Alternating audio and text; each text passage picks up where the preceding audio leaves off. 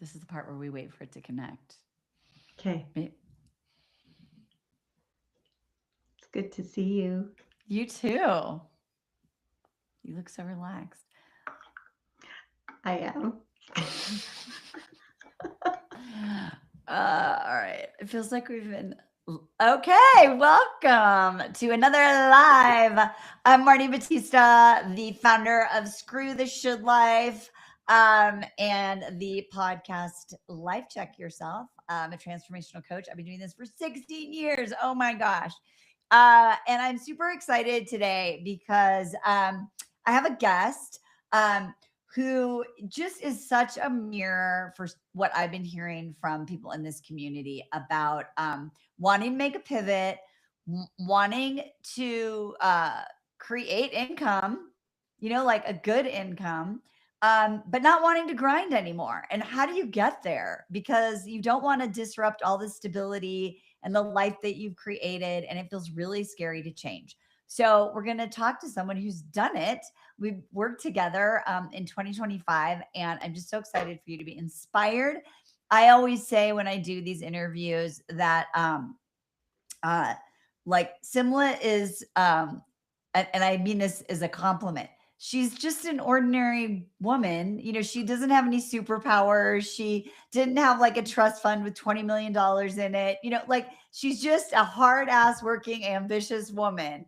But what she did was extraordinary because she decided to actually solve the problem from the inside out and make a pivot. And I'm excited to check in with her and see where she's at. So Simla is she's got a great Substack and I'm building a following there. She's a holistic nutritionist and a former C-level executive, helping women who are 40 plus navigate perimenopause, autoimmune from depletion to wholeness. She is guided and guides her clients by lived experience and rooted in nature and wisdom. And I'm just so proud of her and so excited for you to meet her. So first of all, good to see you. So I good to said see I you. said you look relaxed, and that's such a different state from when I very first met you. Um, so let's just talk before we worked together, before you did the work with me. What were the problem? Like what were you struggling with in your life? Like on all levels, what were those problems and struggles? Um, there were a couple things that came together that were happening in parallel and kind of came together as a perfect storm, if you will. Is I have been a lifelong overachiever and at times probably a diagnosable workaholic. And um, fast forward to just the last few years, is I'm in love with my life and found that I was still operating with some of these belief systems and ways that were no longer serving me. Because as you just read from my bio, I specialize in autoimmune and perimenopause, particularly because many years ago I was able to reverse multiple autoimmune conditions. And I bring that in because when I live in this internal state of overwork, not enough rest, plus in parallel, there was more dissonance going on between myself and my work. Um, you put all that together, and my autoimmunes start speaking to me. And I actually just wrote an Mhm. article about this in Substack. I And read it. It was so good. We can put a link to it. thank you. And I've learned to listen. I've learned to heed that and really honor it. Because if I don't, it makes me shut down, and that's never where I want to go back to. So, with a number of those things coming together, I was in a place that felt I was exhausted, not just mentally, because I have pretty good stamina there for some reason, but definitely physically. And my heart felt tired, like my Mm. insides, my soul felt tired and um, sad. Just like this isn't how I want to show up in the world anymore, and for myself and my family. So you felt you had the physical signs. Hmm. You felt emotionally like there was something more and you weren't being able to be who you really are in the world. And I love that uh really vulnerable and real share about like when we're so in our head and we have this longing, it's hard to show up for the people that we really care about and love because it's just hanging there like, it's like I always think about it like the stuff that's behind the refrigerator. Like nobody pulls out the refrigerator. We don't want to know what's behind the refrigerator, but it's there, right? And Yes, and it's scary. it's scary. It's so scary. So let's be specific. So, were you having like insomnia, or were you like how many hours a week do you think you were working? Like, were you snapping at people? Or were you just like what was the day to day on a normal Tuesday, as we say? Yeah, how it was showing up. I don't tend to snap at people, but I was definitely short on patience. Um, and I felt like my entire being revolved around work, and then whatever was left over, I didn't feel like I was fully present in the entirety of my life, which I said I'm in love with my life. So that was a big point of dissonance because we're talking about um, anywhere from 50 to 70 hours of work a week, including weekends. And this had been a stretch for months at that point, and was absolutely no longer sustainable and reminded me way too much of the first time my health blew up. The first time I actually went into nutrition and my practice was for my own healing, almost 20 years ago. And I felt scared. I was layered on top of with perimenopause. I've never had a hot flash. That's not true. I've had maybe fewer than 10 hot flashes in 10 years. That's not my thing with perimenopause. But I started getting anxiety attacks and panic attacks. And, our brains are changing powerfully during this phase. And that's one of the ways where I became more vulnerable, susceptible, where any extremes in what was going on would show up and cut into my day and ability to just go through with a normal Tuesday, like you said, where I felt grounded and confident. I still relied on my head, but it was my whole body that was beginning to rebel. That's a great segue to my next question because I just was talking to someone who messaged me on Substack about like making a decision. So, like, what was the decision? Like, what was the decision? What were the thoughts between your head? Like, do I leave my job? Should I start my business back again? Like, what were you not brave enough to do? Earlier in 2025, I did not think I was going to leave my job, let alone corporate. As I've alluded to, I already had a past. I've had like 3 or 4 different careers, and one of those was my own practice for about 10 years. And I transitioned out of that due to other choices in my life then that were right for me, and went back into corporate. So at the time, the main decision, step by step, was more about, I feel like I need some space and time for myself where I can just reconnect, come back to center, hear myself, be with my whole self, and be an inquiry about why am I in these patterns again? What does that mean? What is missing? I know I don't want to be, so what's the disconnect here? And I wanted to really create that space, because if I didn't, it wasn't just going to miraculously happen where I had this magical space to have that type of internal introspection. That's what the decision was. And I got into a place of seeking, which is when I came across, I think, our first interaction, and I had just discovered Substack too. I think that's where I found you. I had stumbled on your shorter program first. Yeah. Just a workshop that we did. Mm-hmm. Yep. And I was like, oh, this is great. Like this, I can commit to. I can do it like immediately. Ask and you shall receive, right? Like I was looking and it showed up and it just felt so right. I'm so glad you mentioned that because we're having another workshop like that, this decision lab next Tuesday. And so yeah, like it's got to start somewhere. And the space to do it is really important because, and I've been doing this for a while, to know that you can't will your way into that one magical week where you're like, oh, I'm just gonna, this is the week, I'll take a day off, or someone's out of the office, so I'll just stop working at 5 and then I'll do it. And so I just, for those of you who are listening who are like, have the best of intentions, my job is to be a truth teller. And I really do believe that the patterns are so ingrained, that it's almost impossible to break a loop without the container to do it. So let me ask you this. I'm super curious because you are a seeker and everyone who works with me pretty much is. So what had you done to try and solve like the overworking before, the grinding, the panic attacks? Like what were you doing to try and solve all of this before you and I cross paths?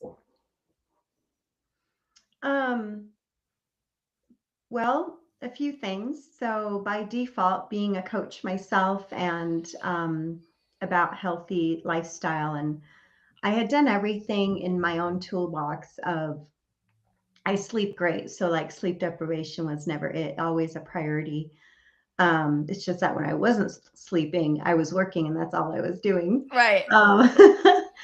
Um, my nutrition, is about as good as it gets. And so the physical things I had done for myself, I'm thankful I'm able to do that. Over the years, for this tendency to overachieve, be a recovering perfectionist, and again, that borderline workaholic, I have worked with therapy. I quickly realized talk therapy does not work for me. So Yeah. I have worked with somatic therapy, which is amazing. But this was different. This was like my soul talking and wanting that space. And Mm, that didn't feel attractive or right. I had also begun journaling. So I was, as I began my day every day, even if it was for 2 minutes, I decided I need to do this for myself. And I love writing. So I began journaling more free form than anything. And but it was still to some extent more of an echo chamber. right. So the same themes kept coming up, but I couldn't, I knew what I was discontent about, whether it was boundaries or whether it was how I was showing up, being a people pleaser, um, and other things that didn't quite feel right or healthy anymore for me. And so, but I wasn't having the type of breakthrough or change that I knew was possible, having been in this field kind of, in my own way.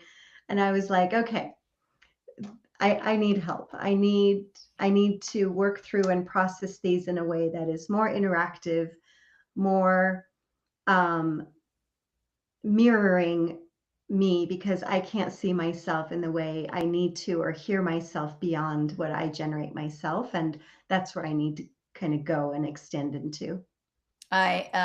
Yeah, like we can't think our way out of our thoughts. So when we have this awareness, like information ahas without action or just entertainment.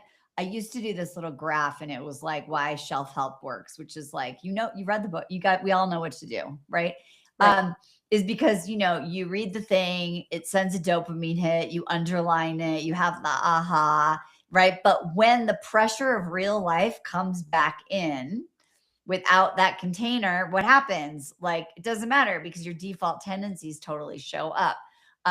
So Yeah. it's not that we're bad or we're broken because we know stuff and we can't change it. And I just really want to say that because people just beat themselves up. Like I've been doing this for years. I've done therapy. Why can't I get over myself?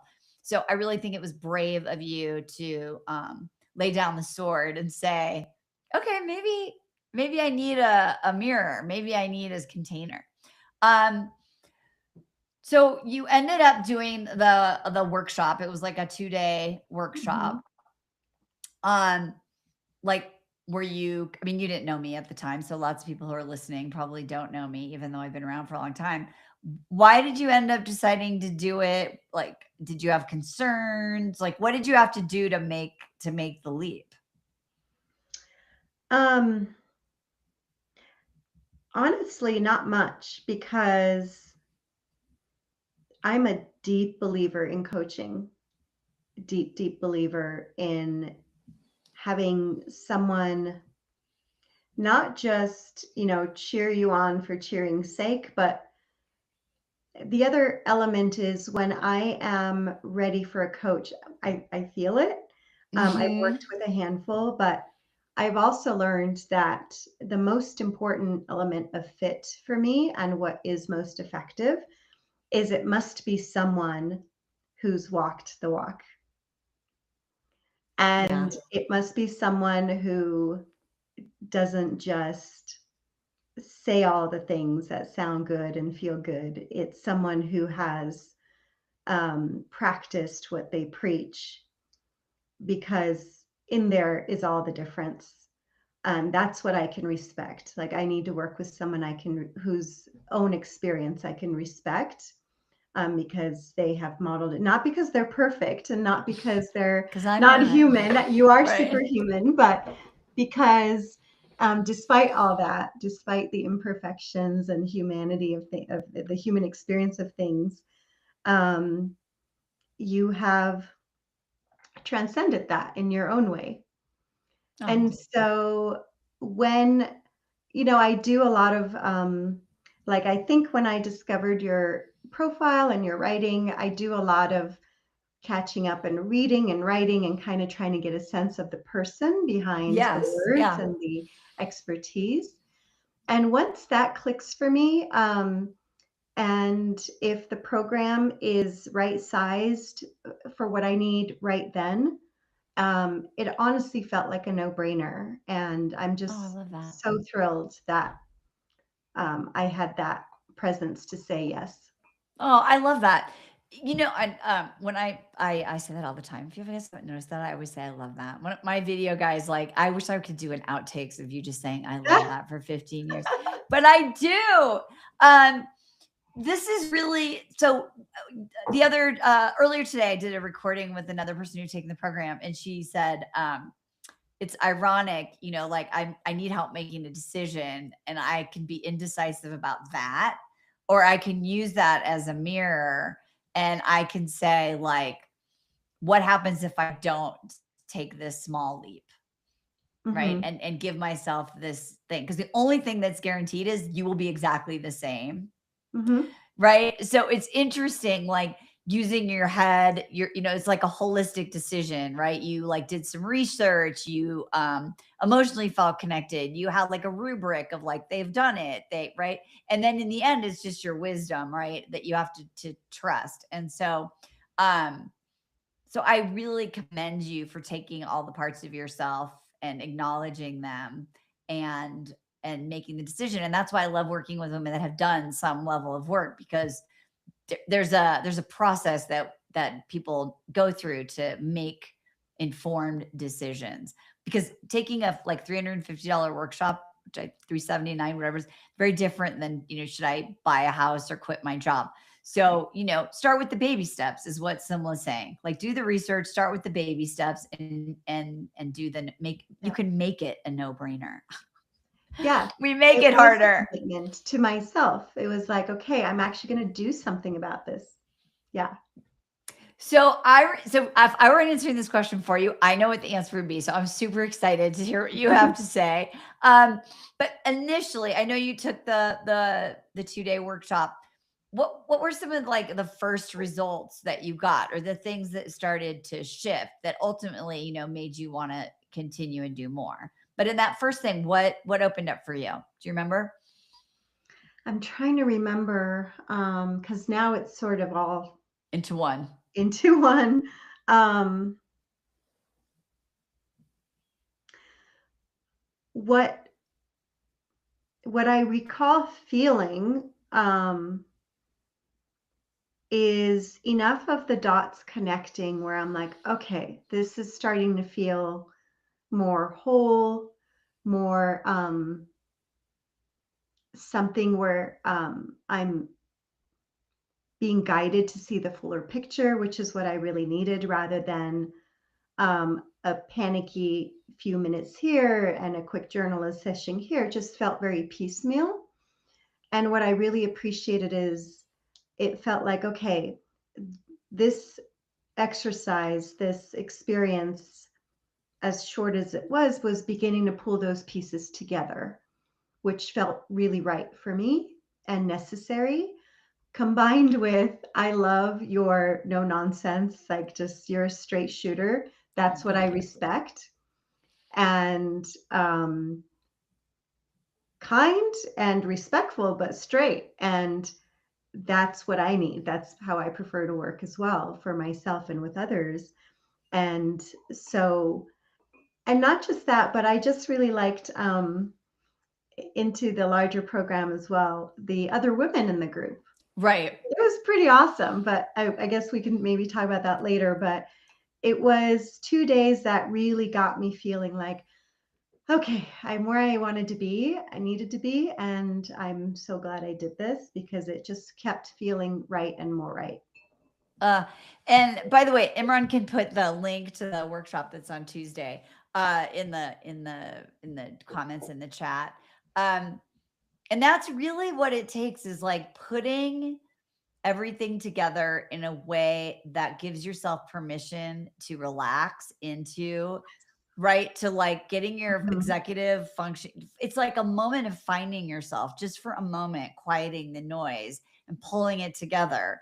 Being with other women who are going through the same thing, you're like, oh, it's not, it's It's not not just me. me.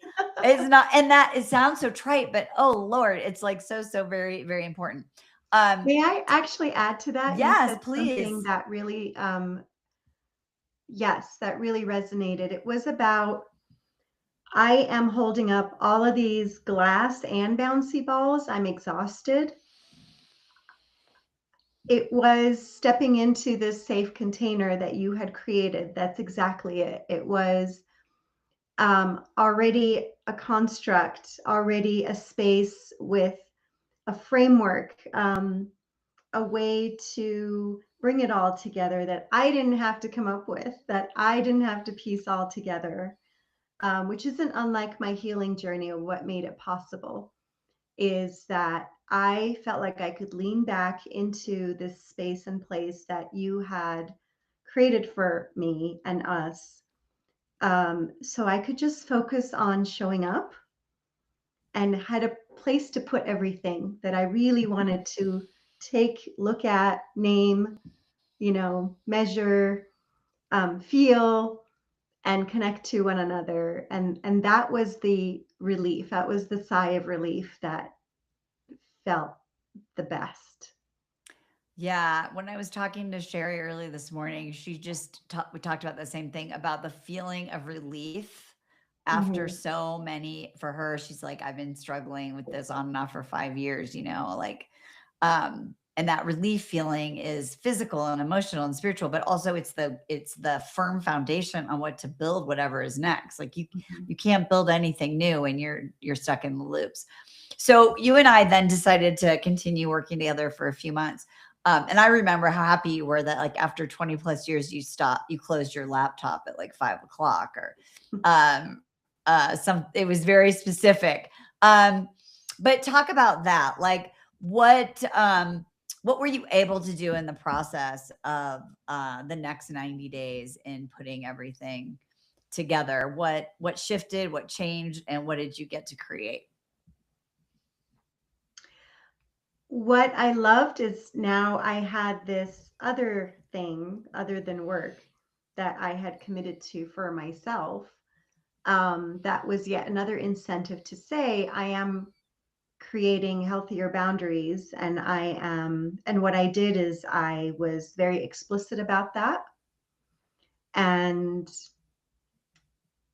I made a verbal commitment, not to myself, but to my team and to my boss, who was awesome. Um, And I said, here are what I need to do to show up my best in everything I do. And that created the time. And I was excited to dig into the material and the coursework and that container. So the other huge thing, I mean, it's seared in my brain.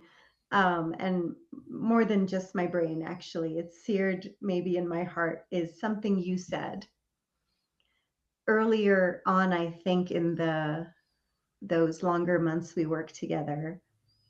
I was having a lot of inner dissonance with work, and there was something not in integrity for me and what I was showing up for. And you reflected back. I don't know if you remember this, and you said, paraphrasing, right? I don't remember your exact words, but you basically mirrored back and helped me see under no uncertain terms that for years, possibly my entire adult life, I had been out of integrity with myself first, which made me realize, whoa, how can I expect anything else to feel in integrity if I'm not in integrity with me first? And that was because for years, even after I got ill and healed against all the odds, and you would have thought like that experience 20 years ago would have cemented this, but here I was going back into old habits. For years, I had not kept the promise to myself that resting is okay, that I can be valuable and whole and awesome without just being a workaholic and producing, pleasing, and being a perfectionist. I had not made good on my own promise to myself. That was pivotal for me, huge, from which everything else became much clearer and just was almost inevitable when I look now in hindsight. Yeah, all of the people that are listening to this live or later, like you want to do something different, right? And it's really, really hard. Like there's a part of your brain that just won't do it when you're in quicksand. Like it knows, like don't build something new. Like you can't build something new when you work 80 hours a week. You don't want to do that again, right? Like, and so again, it's like, it's really hard to change. It's really hard to change without a framework, like you said. But the part of you that hasn't done anything is a part of you that knows that there's some quicksand going on, and that makes you feel out of integrity. And so honor the part of you that's not, honestly, instead of beating yourself up, stop that. Listen and be like, oh, I'm not doing something because, right? And that integrity piece is huge, right? Like it's how do we be integrity to ourselves so that we create self-trust, which is what we're going to talk about next, so that I can create space for courage, right? Because now I trust myself. I think that's the internal huge win that my clients see, is I finally trust myself. Okay, so you started closing your laptop, no more weekends, love that. What else changed as a result of working with me? What does your life look like today that's completely different, and how did we help you do that? So when I first met you, and even through this longer program, I was very much deep into and committed to my work as an executive, and a lot of which I loved. And fast forward to now, I'm rebuilding for the second time my nutrition and health coaching business, which could not feel more right and amazing. Yay. Um, I am feeling like I'm exactly where I need to be. And I feel excited. If I feel nervous at all, it's pretty easy to switch it into excitement and reframe all that. Because I feel more centered and more certain. Um, and yeah, I trust myself implicitly. And I am keeping my promises to myself. That's a huge part of it. And so, in doing that, in creating my new business, I am honoring that, okay, here are going to be the boundaries, here are the ideals, here are the way I want to work, the way I want to feel when I work.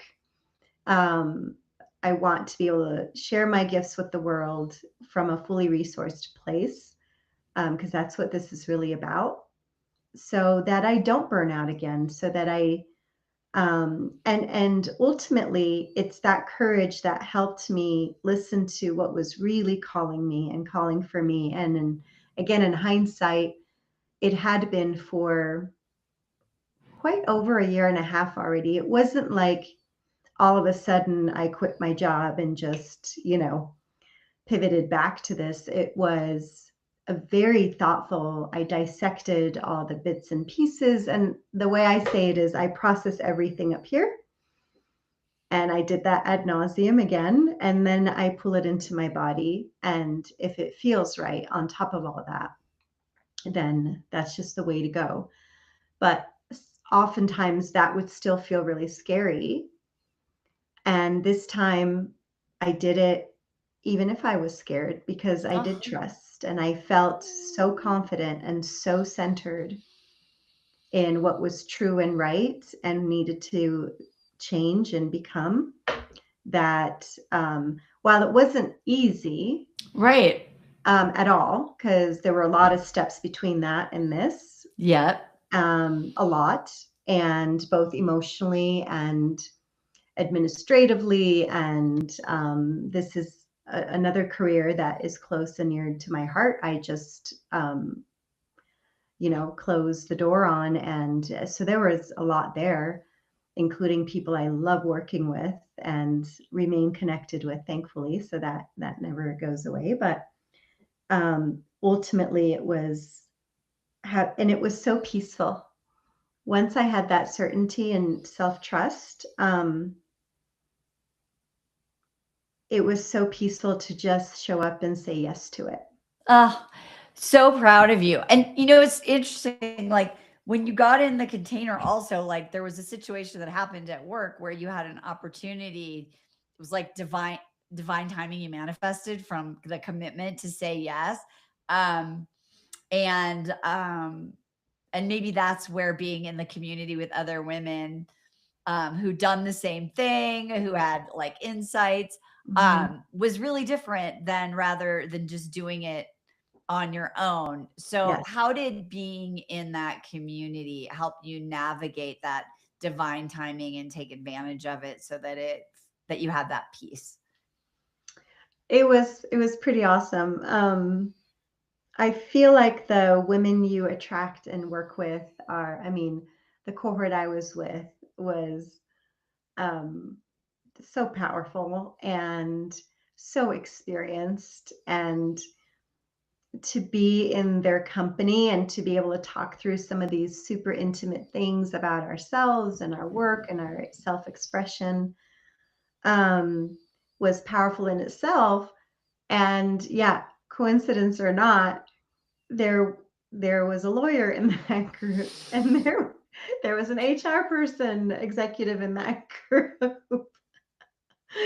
And so, and they were so generous and prolific with their advice.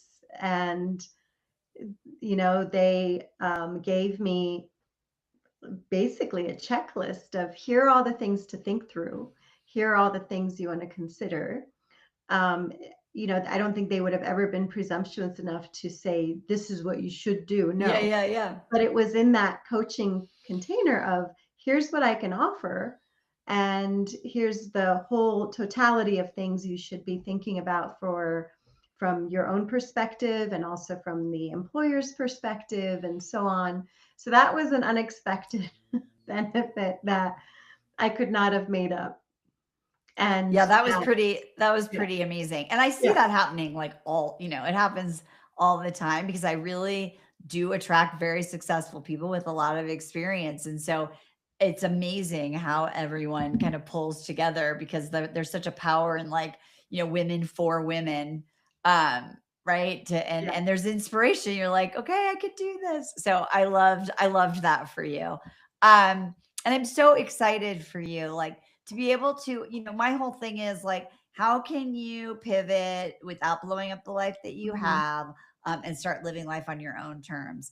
And when you're on your own terms, you have integrity. When you have integrity, you have peace, even when there's chaos. That does not mean it's smooth. That does not mean it's perfect. That does not mean, Simla like closed her laptop on Thursday, and on Monday, she had 4,000 clients and, $20 million in the bank. No, but she has a framework and a process, and now you're living your life on your terms, and you're building a lifestyle business Hmm.